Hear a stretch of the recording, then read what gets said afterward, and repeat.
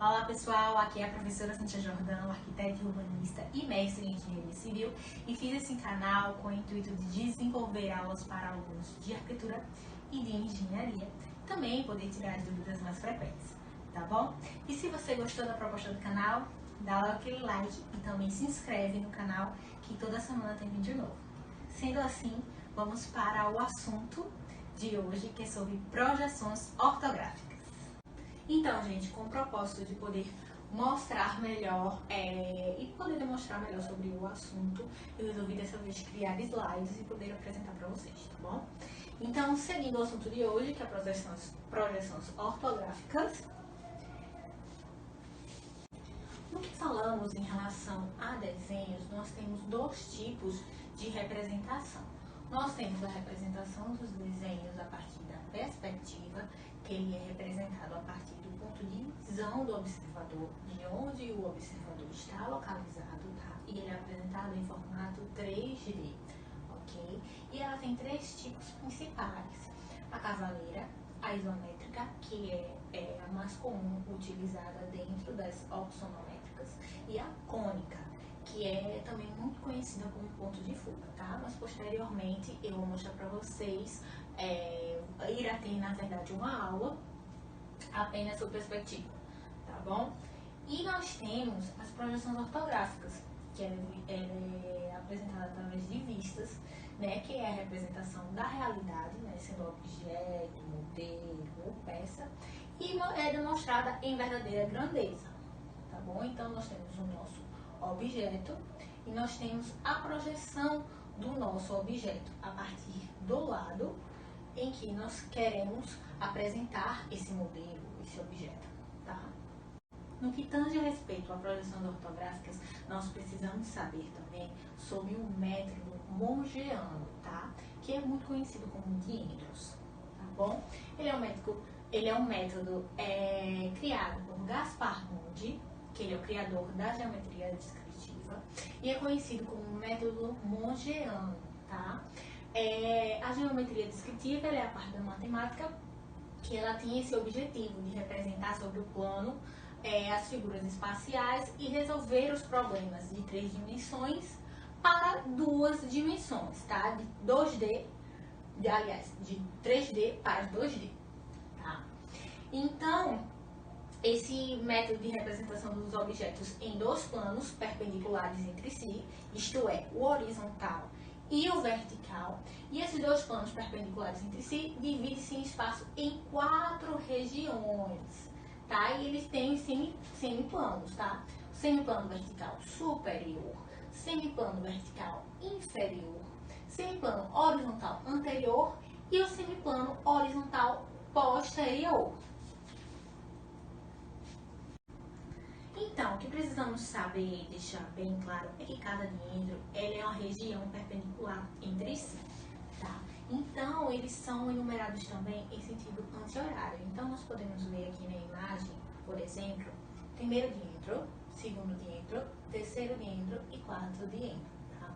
A ABNT-NBR 10067, ela recomenda a utilização do primeiro diêdro, assim como a maioria dos países também, não é só aqui no Brasil. Mas, exemplificando, os Estados Unidos e o Canadá, eles representam seus desenhos técnicos no terceiro diêdro. Então, vamos entender agora os planos de projeção. Nós temos o plano vertical, anterior e posterior, o plano horizontal, inferior e o plano superior. O plano horizontal é minha vista por cima. Então, eu tenho um objeto e estou olhando ele por cima, tá? E o lateral, esquerdo e direito, tá bom? Então, temos essa imagem para exemplificar. Então, acompanha comigo. Nós temos o plano vertical posterior, está atrás do meu objeto. Plano vertical anterior, à frente do meu objeto. Nós temos o plano horizontal superior, estou vendo de cima o meu objeto. Tanto superior, a parte de cima, como inferior, a parte de baixo, ok? E nós temos os planos laterais, plano esquerdo e plano direito, tá bom? Isso vocês olhando, ó. Direito de vocês, esquerdo de vocês. Ok? E a representação fica dessa maneira, tá? Então, nós temos o meu objeto 3D. Eu vou representar cada plano. É o meu rebatimento, a minha projeção daquele lado que eu quero apresentar em verdadeira grandeza, tá bom? Então, nós temos a vista inferior do meu objeto. Ó, tô olhando por baixo. Tenho a vista superior. Tô olhando por cima do meu objeto, tá? É o rebatimento daquelas medidas que o meu objeto tem. Eu tenho o rebatimento das minhas medidas. Vista lateral direita, vista lateral esquerda. Tenho a vista frontal e a vista de costas do meu objeto, tá? Temos o segundo exemplo, tá? Então, eu tenho o meu objeto em 3D e eu quero mostrar as medidas dele em duas dimensões. Então, eu vou face por face do meu objeto, tá bom? Rebater essas medidas em verdadeira grandeza. Então, eu tenho, por exemplo, a minha face inferior. Eu rebato e tenho com as minhas medidas, que tem o meu objeto. Eu faço essa projeção e tenho o resultado da minha imagem. A lateral direita, tenho o resultado da imagem. A vertical posterior, tenho o resultado da imagem também. Então, vamos àquela pergunta que todo mundo faz. Tá, professora, mas eu vou usar isso para quê? Em desenho arquitetônico, eu tenho as seguintes observações, tá bom? Para a aplicação. As minhas vistas laterais, frontal e posterior, vão ser as fachadas da edificação, por exemplo, tá bom? Então, as vistas laterais, tanto a esquerda quanto a direita, elas se referem à esquerda e direita do observador, tá bom, gente? Então, isso é importante. A vista superior do desenho arquitetônico, ele vai ser denominado como planta de locação e de coberta. Especificamente planta de coberta, tá? Na planta de locação e coberta, porque nós colocamos a locação também da edificação nessa planta, tá bom? O que é locação? É a localização mesmo, onde ela está implantada no terreno e a gente aplica as cotas para saber a localização certa da edificação. Mas isso eu vou mostrar posteriormente em outra aula, tá bom, gente? Sobre plantas. Plantas, cortes, fechadas, detalhamentos, vistas, ok? Bom, construção primeiro da vista superior e posteriormente as demais, tá, gente? Quando vocês foram construir as vistas de vocês. Representar as arestas visíveis por linhas contínuas e as não visíveis por linhas tracejadas. Isso é muito importante, tá, gente? Eu vou fazer um exemplo para vocês aqui no quadro, para poder deixar bem claro sobre isso. Então, gente, eu vou trazer um exemplo aqui para vocês super simples, porque o mais simples às vezes é o mais fácil de entender, tá bom? Mas o conceito é o seguinte: tudo que existe no meu desenho e eu estou enxergando é linha contínua. Existe no meu desenho, mas eu não estou enxergando, é linha tracejada, tá bom? Se estando acima do meu desenho ou abaixo do meu desenho. O que eu quero dizer, acima do meu desenho, eu tenho uma vista inferior, mas tem uma linha que eu só vejo na superior.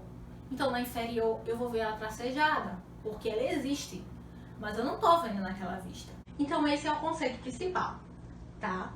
Mas, simplificando aqui pra vocês, algo assim, bem simples, porque às vezes o mais simples é o mais fácil de ser compreendido, né? Então, por exemplo, eu tenho um cubo. Beleza? Aqui, meu cubo. Tem o meu cubo. Ok, esse é o meu cubo. Essa é a linha que eu tô enxergando. Beleza? Mas aqui, ó, eu tenho outra linha que tá por dentro do meu cubo. Mas eu não enxergo essa linha. Porque eu tô vendo por fora, não tô vendo por dentro. Então é isso. O tracejado é aquilo que existe, mas pela vista que eu tô olhando, ou melhor, né, sendo bem técnico, pelo olhar do observador, não está sendo enxergado. Então é isso, o conceito principal é esse, tá? Essa visão em 3D é só para exemplificar, ficar bem mais claro para você. Mas isso você utiliza esse conceito para o 2D, tá bom? Então, voltando aqui novamente para a apresentação dos slides, nós temos essa observação que fala o seguinte: diferenciar os planos aqui se encontram as arestas do objeto por meio de linhas de diferentes larguras. Tá, o que isso significa?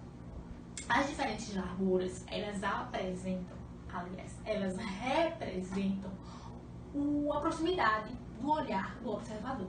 Então, significa, quanto mais aquela linha está perto dos olhos do observador, é representada por linha grossa.